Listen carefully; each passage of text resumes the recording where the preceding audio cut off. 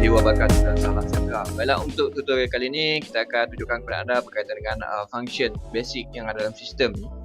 Jadi untuk pengetahuan anda, sistem POS kita ni agak popular dalam pelanggan kita kerana sistem ni mudah dipelajari dan juga menepati cita rasa dan kehendak pelanggan kita kerana sistem ni terlalu banyak function. Jadi tanpa membuang masa, kita akan teruskan tutorial kali ini. Okey, seperti kita lihat di sini, dia ada beberapa pecahan. Kita boleh tengok ke bawah ni, dia ada main, POS, inventory.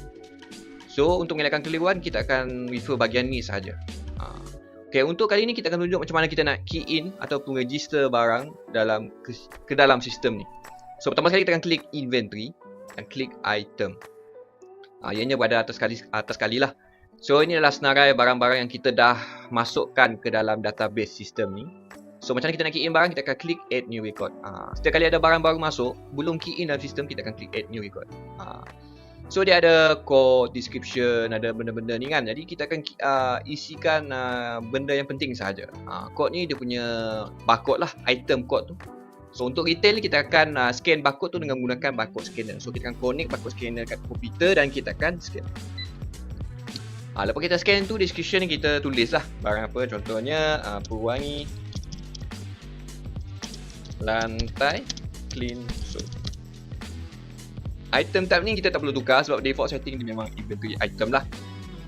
Melainkan kita key in tu dia bukan item macam service ataupun bukan stock, kita akan klik yang ni lah. So unit cost ni kita perlu letak lah. Kalau nak tengok profit report, kita nak tengok laporan keuntungan barang tu, kita akan letak lah unit cost. Kalau kita tak letak, kita dapat tengok profit item yang kita jual tu. So harga barang ni contohnya harga unit cost dia RM1.9. Dan minimum price ni adalah harga paling minimum yang kita boleh jual dengan customer kita. Contohnya RM2.9. So maksudnya kalau saya jual kurang daripada harga ni, contohnya RM2.89, kalau saya jual kurang daripada harga ni, sistem tak akan benarkan lah. Sebab kita dah tetapkan minimum price kita boleh jual adalah RM2.90. Dan macam mana kita letak harga jualannya pula? Harga jualan kita letak di bahagian sini lah, kolom ni. Kita boleh tengok jadual sini terlalu banyak harga kan. Okay, sistem ni kita boleh buat multiple price untuk satu barang. So kita boleh buat lah harga biasa, harga member ke ataupun harga wholesale, kita boleh customize lah. Kalau ikut setting asal je, default setting ni, ini price 1 lah. Kita boleh customize nama harga ni. So kita letak lah berapa harga biasanya. Contohnya kita jual dalam RM3.90. Dan kemudian kalau kita nak sentiasa alert, kita nak tengok berapa paling minimum stock quantity. Contohnya kalau stok tinggal 3, dia akan tak dapat jual lah. So kalau kita nak aktifkan function tu, kita boleh letak kat sini minimum stock quantity adalah 1. Kalau stok barang ni tinggal 1, maksudnya sistem tak akan benarkan kita lah. Dia akan keluar option lah sama ada kita nak jual ataupun tak. Tak ada masalah. Okay, kemudian kalau kita nak tengok report lebih cantik, kita akan klik bahagian grouping. Grouping ni kita boleh masukkan item ni kepada satu group. Jadi bila kita nak tengok group by grouping, kita boleh tengok lah item dalam kategori pewangi, dia akan banyak brand yang keluar. Jadi kita boleh tahu dalam group pewangi, brand apa yang paling latest, paling banyak jual lah, paling laku lah. So macam kita nak buat group ni, yang ni adalah kita dah buat dah group dia. Kalau kita nak buat, kita klik group 1 dan kita tulis lah pewangi dan klik save. Bila kita dah klik save ni, kita boleh klik save lah. So bila kita dah klik save, maksudnya barang ni kita dah register ke dalam sistem, dia dah wujud lah. Seterusnya, belum selesai lagi, kita akan pergi ke bahagian stock adjustment receipt. Okay, stock adjustment receipt ni adalah bahagian record untuk berapa kuantiti masuk item tu berdasarkan invoice yang kita terima daripada supplier kita lah. So creditor ni adalah nama supplier kita ambil daripada supplier mana. Dan ada reference number ni, kita letaklah dia punya invoice number yang tertera dekat invoice tu lah yang kita terima daripada supplier kita. Okay, kemudian item ni kita select lah item tadi. Kalau terlalu banyak, kita just scan je. So quantity ni kita letaklah berapa botol. Contohnya ada 100 botol. Kalau barang lain, kita scan lah kat sini lagi. So maksudnya kita kena key in dulu dekat item tadi, baru kita pergi ke yang ni. Ini adalah langkah yang kedua. Tadi adalah langkah yang pertama. So bila kita dah masukkan kuantiti dia 100, kita akan klik save. Bila kita dah save, dia akan automatic update lah. So barang ni stock in hand adalah 100 pieces. Lepas tu baru kita boleh jual lah. Stock adjustment issue ni apa pula? Apa beza dengan receive dengan issue? Create issue ni adalah macam dia sama dia, interface dia sama dengan macam receive, cuma beza dia inilah stok keluar. Issue adalah stok keluar tanpa melibatkan kewangan lah, tanpa melibatkan duit lah. Jadi kita just issue barang lah. Contohnya kita nak return barang tu damage ke, FOC ke apa ke, kita just create lah. Kita kena create dalam stock adjustment issue. Jadi kita tahu barang tu keluar masuk. Kenapa? Apa sebab? Remark ni kita contohnya return lah. Return to supplier damage. Kita select lah barang tadi. Pilih lah apa-apa barang yang kita nak return pada supplier kita. Okay, bila kita dah scan tu, kita letaklah berapa kuantiti yang kita kena return. Contohnya 1. So bila kita dah klik 1 tu, kita klik save. So tadi 100 kan, jadi akan tidak dalam sistem. So balance dalam sistem dah tinggal 99 pieces. Contohnya kalau supplier tu dia nak minta invoice issue ni sebagai reference mereka, jadi kita akan klik preview dan kita boleh print out invoice ni untuk bagi kat supplier lah. So diorang boleh refer lah dengan adanya invoice ni, bukti barang ni kita dah issue, kita dah bagi kat dia. Ini adalah invoice issue dia lah. Kita boleh tengok dekat sini refer number dia, tak tarikh, remark, kita boleh tengok lah kat sini. Apa-apa benda ni kita boleh adjust lah. Kita boleh adjust sebenarnya dekat setting, apa yang kita boleh letak kat sini lah. So kalau kita nak print out, kita tekan yang ni dan kita boleh print out je lah melalui printer A4 lah. Okay, seterusnya macam mana kita nak tengok baki stok dalam sistem ni. So kita akan scroll bawah, kita kembali ke bahagian ni. Kalau kita tengok warna kuning ni adalah report lah. Dia macam ikon report ni, dia report lah. So macam kita tengok report balance stok dalam sistem ni, kita akan klik stock balance listing. So dari sini kita boleh tengok berapa baki stok semua dalam sistem ni. So kita ada option lah. Jadi kita boleh pilih lah apa yang kita boleh nak. Dia sort by group ke apa ke, kita boleh adjust. Kita klik preview. So ini adalah senarai barang-barang kita yang ada dalam sistem ni. Kita boleh tengok ini adalah dia punya baki stok kita lah, barang-barang kita. So kita boleh tengok dekat sini ada 3 pages dan kita boleh klik next page. Ini adalah last pages lah. Ini last page dia. Inilah total semua barang dalam sistem kita. Lah. Untuk buat sales transaction ni, kita akan klik POS, point of sale ni, dan klik post transaction. So seperti yang kita boleh lihat di sini, dia ada banyak button kan. Jadi kenapa terlampau banyak button ni? Okay, button ni adalah function untuk yang button yang first ni. Ni adalah kita rekod lah berapa duit pecah tu, money flow tu, kita simpan dalam cash drawer sebagai duit pecah tu lah. Jadi kita kena rekod lah. Dan cash in ni adalah kita rekod lah berapa duit masuk, cash out, untuk duit keluar, expenses kita kena rekod lah. Jadi sebab kita boleh tengok duit tu short ataupun tak. Jadi kita kena rekod lah setiap duit keluar dan duit masuk. Dan sales setting ni ada bahagian transaction tu lah, bahagian transaksi jualan. So pertama sekali kita klik yang ni F5 dekat keyboard tu, ataupun tekan je ke mouse. Kita tekanlah berapa duit pecah tu, contohnya 300, dan klik save.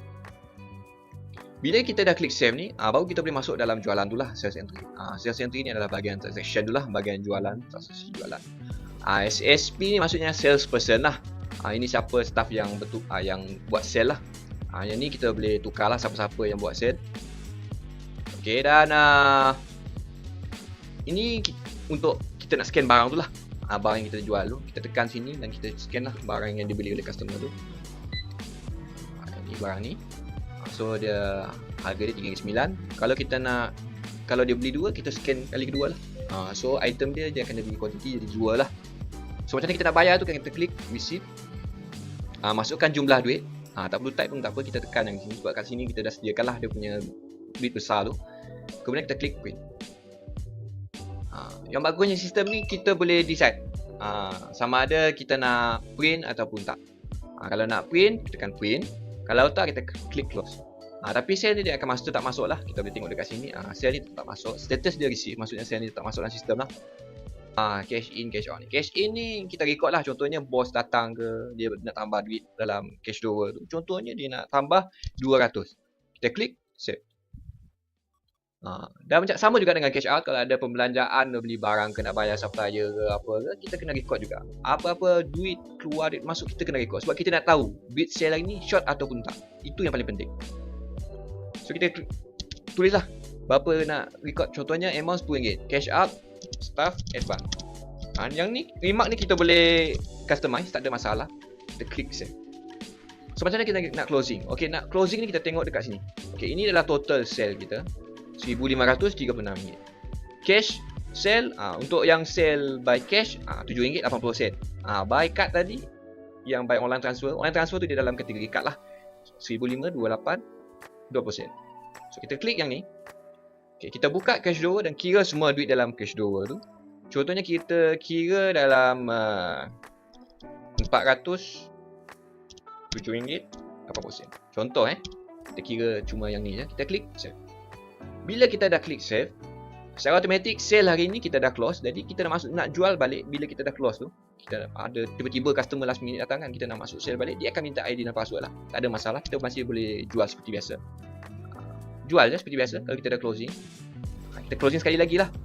Dan seterusnya macam mana kita tengok duit short ataupun tak, kita masih bahagian POS. Kita scroll bawah dan kita akan klik Sales Summary Receipt Printer. So report ni kita boleh tahulah duit tu short ataupun tak. Jadi kita select apa-apa kita untuk report ni kita boleh print terus ke receipt printer lah report ni. Kita boleh print direct pergi ke receipt printer. So printer ni pastikan kita select printer receipt, kemudian kita klik preview. So dari sini kita boleh tengok lah report ni. Kita boleh tengok report ni lah. Untuk kategori pewangi kita ada jual 2. Kalau yang atas ni kosong, maksudnya item tu kita tak register dalam group lah. Dia kena key in dekat group baru kita boleh tengok dekat sini. Item contohnya item tadi yang H4 tadi, yang Huawei tadi, yang 1000 lebih tadi. Saya tak register ke dalam group, jadi dia tak akan keluar lah dekat sini. So kita boleh tengok dekat sini. So cash receive, ni total sale yang by cash lah RM7.8. Kita opening tadi 300, cash in lagi 200, cash out RM10. So sepatutnya duit dalam cash drawer tu mesti ada RM497.80. Tapi kita kira-kira cuma RM407.80. So ada short di sini.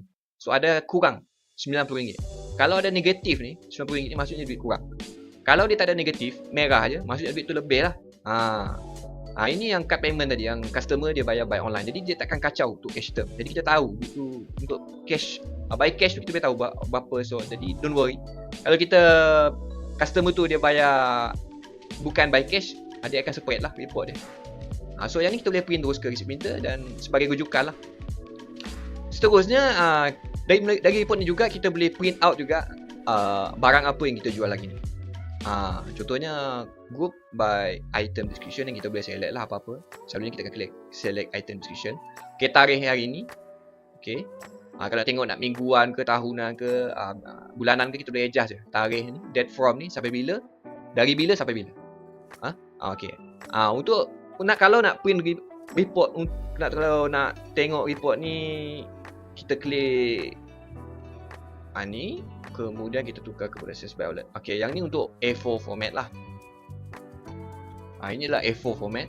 Kita boleh tahulah apa yang kita jual hari ni. Untuk pewangi ada jual 2. So total sale hari ni 1,536. Dia akan detail lah, nombor receipt, siapa yang buat sale. Ini dah salesperson, nama sale, siapa yang buat sale lah. Kemudian berapa unit price, apa semua discount. Dia akan detail lah. Kalau kita nak print out report ni, kita klik yang ni dan kita boleh print out lah report ni. Dan pastikan file type ni tukar kepada PDF lah. Kemudian kalau kita nak print out report ni, nak print ke receipt printer, boleh, dia tak ada masalah. Kita akan tukar dia punya format ni kepada size printer lah. Dia ada size 58, 80mm. Kalau 58 select yang ni dan kita select printer, klik preview. So ini adalah barang yang kita jual hari ni. Report ni kita boleh print out lah. Jadi kita boleh tahu apa yang kita jual hari ni. Report ni kita boleh print out ke receipt printer. So ini adalah function-function yang ada dalam sistem kita. So itu saja yang saya dapat tunjuk secara asasnya. So sekian, terima kasih untuk tutorial sistem ni.